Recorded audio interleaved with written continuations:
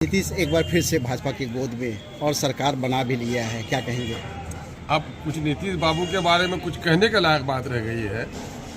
गिरगिट जो रंग बदलता है तो गिरगिट से भी वो आगे बढ़ गए रंग बदलने में। तो अब उनके बारे में कहने की क्या ज़रूरत है? जो शख्स अपनी ज़बान पे कायम नहीं रहता हो, जो कहता हो मर जाएंगे मिट जाएंगे बीजेपी में नहीं जाएंगे, है ना, ज़िंदगी भर बीजेपी में नहीं जाएंगे, जिनके जुमलों का कोई एतबार नहीं, उसका नाम नीतीश कुमार है। तो अब उनके बारे में क्या पूछ के लोगों को शर्मिंदा कर रहे हैं? बिहार का हर शहरी शर्मिंदा है कि पूरे देश में बिहार के मुख्यमंत्री के बारे में लोग ऐसे ऐसे शब्द बोल रहे हैं जो कहीं से शोभा नहीं देता।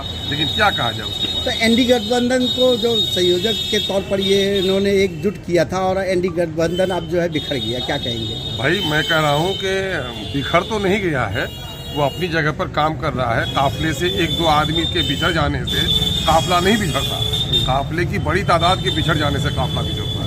तो उसके बारे में क्या कहना है? एनडीए में इन्होंने कहा भी था, इनके दिल में छुपा हुआ था कि मुझे ही दूल्हा बनाए, और ज़बान पे कहते थे कि हमको कुछ नहीं चाहिए। तो इसकी नीयत तो साफ थी नहीं। अब ये दिल से गए हैं कि मजबूरी में गए हैं बीजेपी में, ये तो वक्त ही बताएगा।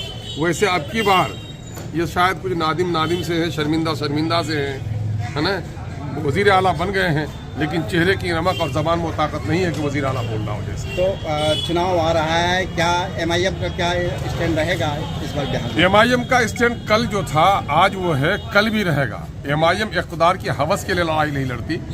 एमआईएम बिहार समेत मुल्क के दीगर दूसरे हिस्सों में अदल व इंसाफ के क़याम के लिए लड़ाई लड़ती है, महरूम तबक़ात को उसको हक दिलाने के लिए लड़ती है, और इस देश के दस्तूर, आइन और संविधान के मुताबिक राज्य और देश चले उसकी लड़ाई लड़ती है। ये लड़ाई हर दिन हमको लड़नी है, हर दिन हम लड़ रहे हैं। तो क्या लगता है कि नीतीश कुमार का भाजपा में चले जाने से एमआईएम को फायदा पहुंचेगा? फायदा और नुकसान हम नहीं समझते। बहरहाल बिहार का नुकसान हुआ है, बिहार की तरक्की मुतासिर हुई है, और मैं समझता हूँ कि फिरका परस्त ताकतों को जो भी साथ देता है वो देश को नुकसान पहुँचाता है, आने वाली नस्लों को नुकसान पहुँचाता है। भाजपा का मतलब है हिंदुस्तान, पाकिस्तान, कब्रिस्तान, गाय, मंदिर, मस्जिद, टीका, टोपी, ये शब्द उनके डिक्शनरी से निकाल दीजिए तो बिन पानी के जिस तरह तड़पते हुए मछली मर जाती है, बीजेपी मर जाएगी। ये गए हैं उसी को करने के लिए। मॉब लिंचिंग्स जहाँ हो रहे हों, जहाँ बुलडोजर लगाया जा रहा हो, जहाँ मंदिर मस्जिद के नाम पर लोगों को दूरी की जा रही हो, जहाँ फसादात करके लोगों के सीने चौड़े हो जाते हों, ऐसे लोगों के साथ अगर कोई बैठ जाता है तो मैं समझता हूँ कि इससे बड़ा अपराध क्या होगा।